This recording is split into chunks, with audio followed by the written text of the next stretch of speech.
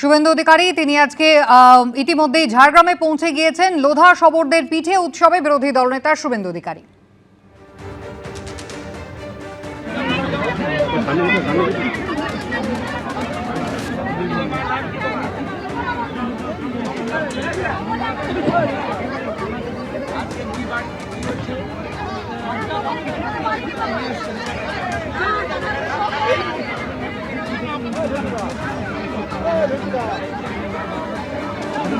বসতে দে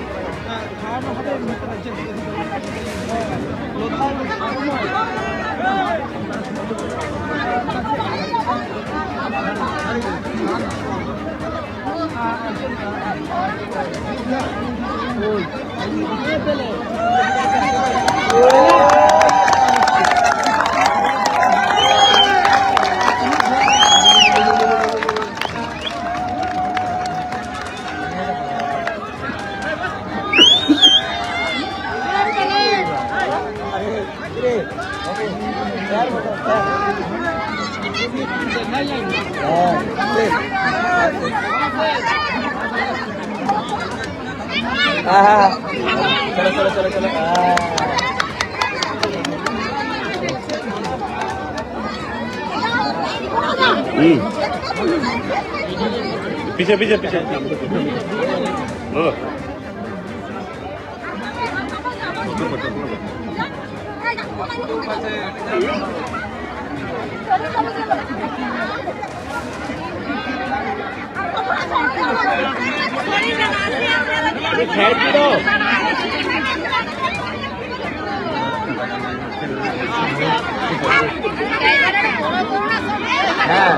ছোট আছে আস্তে আস্তে আস্তে আস্তে।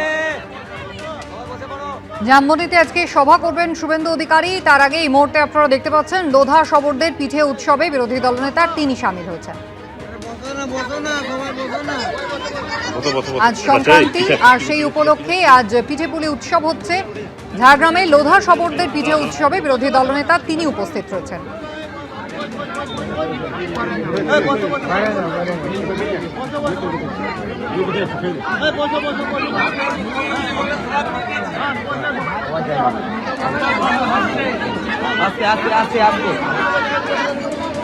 শুভেন্দু অধিকারী আজকে জামবনিতে সভা করবেন। তার আগে তিনি এই পিঠে উৎসবে অংশ নিয়েছেন। ঝাড়গ্রামে লোধা শবররা তারা আজকে মকর সংক্রান্তির দিনে পিঠে উৎসব পালন করছেন। মহিলারা উপস্থিত হয়েছেন। শুভেন্দু অধিকারীকে পিঠে খাইয়ে দিলেন তারা।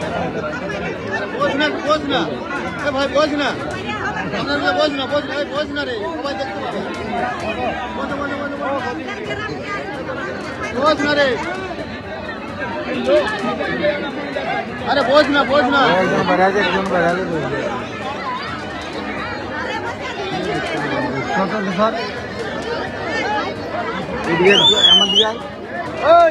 স্থানীয় মানুষদের সঙ্গে কথা বলছেন শুভেন্দু অধিকারী, তাদের সুবিধা অসুবিধার কথা শুনছেন। আর অন্যদিকে আজকে মকর সংক্রান্তি উপলক্ষে পিঠে উৎসব গোটা রাজ্য জুড়ে, আর সেই উপলক্ষেই তিনি ঝাড়গ্রাম পৌঁছে গিয়েছেন। বিরোধী দলনেতা শুভেন্দু অধিকারী সভা রয়েছে আজকে জামবনিতে। তার আগে এই মুহূর্তে লোধা শবরদের সঙ্গে তিনি পিঠে উৎসবে সামিল হয়েছেন।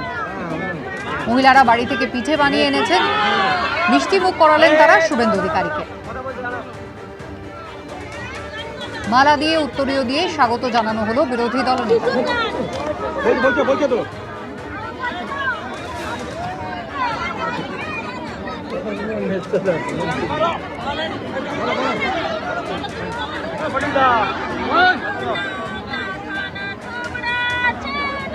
অন্যদিকে এসআইআর শুনানির নামে হয়রানির অভিযোগ কেতুগ্রামে আজকে রাজ্য সড়ক বেশ কয়েক ঘন্টা ধরে অবরোধ করলেন স্থানীয় মানুষরা।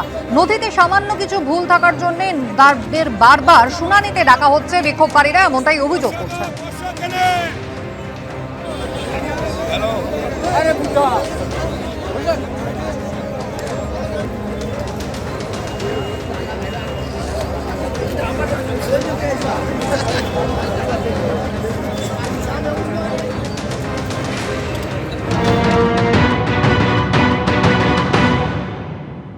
আমাদের যে ভোট লাইনে কাটা পড়েছে। আমার বাপের ভোট ছিল, মায়ের ভোট ছিল, ভাইদের ভোট ছিল, সব ছিল। আমারও ছিল 2002 সালে ভোট, সেটা কাটা পড়েছে। একটা বুথে 1200 ভোটার, সেখানে 650 ভোটারকে হিয়ারিং করছে এবং তার মধ্যে বয়স্ক লোকরাও আছে এবং এমনও পরিবার আছে যার এই আন্দোলন এখন চলবে। সিএসবি পোর্টালে 2002 যে নাম লিস্ট রয়েছে সেটা বাংলায় রয়েছে, সেখানে সম্পূর্ণ সঠিক। যেমন ধরুন সাপোজ শেখ, এসকে এবং এসিকে এই পার্থক্যের জন্য হিয়ারিং নোটিশ জেনারেট করেছে। তার আগে বিএলওদের মডিউলে লজিক্যাল ডিসক্রিপেন্সি নামে এক ধরনের মডিউল সেট করা হয়েছে। সেই মডিউলে বিএলওরা আমাদের বাড়ি বাড়ি এসে সমস্ত অথেন্টিক ডকুমেন্টস নিয়ে গিয়ে সেগুলো আপলোড করেছেন এবং আমরা আশ্বস্ত হলাম যে আমাদের হয়তো হিয়ারিং হবে না, সব কিছু ঠিক আছে। সব কিছু ঠিক থাকা সত্ত্বেও আবার আমাদের হিয়ারিং নোটিশ জেনারেট করেছে। যত দিন আগাচ্ছে তত আমাদের নোটিশ বাড়ছে। আমার 109 বুথে আবার 650 বেলো বলছে, আবার 650 নাম এসছে, আবার আপনাদেরকে পুনরায় ডাকা হবে। তার জন্য আমরা পথে আন্দোলনে নেমেছি যে কোনো মানুষকে হ্যারাসমেন্ট করতে দেবো না, কোনো জনগণ আমরা যাব না, কেউই যাব না। রাজ্য সড়ক আজকে বেশ কিছুক্ষণের জন্য অবরোধ করে রাখেন স্থানীয় মানুষজন। তাদের অভিযোগ হচ্ছে হয়রানি করা হচ্ছে, তাদের এসআইআর এর শুনানিতে ডেকে নিয়ে গিয়ে সামান্য কিছু ভুল রয়েছে নথিপত্রে, কিন্তু তার জন্যও তাদেরকে ডাকা হচ্ছে এবং একটি গ্রামের বেশিরভাগ মানুষকেই কিন্তু এই শুনানির জন্য ডাকা হয়েছে, এমনটাই অভিযোগ তারা করছেন। তাদের অভিযোগ নির্বাচন কমিশনকে জানানো হবে, মহকুমা শাসক এমন আশ্বাস দিয়েছেন।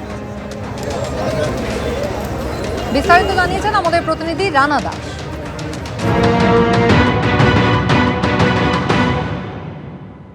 এসআইআর এর জন্য নোটিশ দেওয়া হচ্ছে গ্রামবাসীদের, ভোটারদের।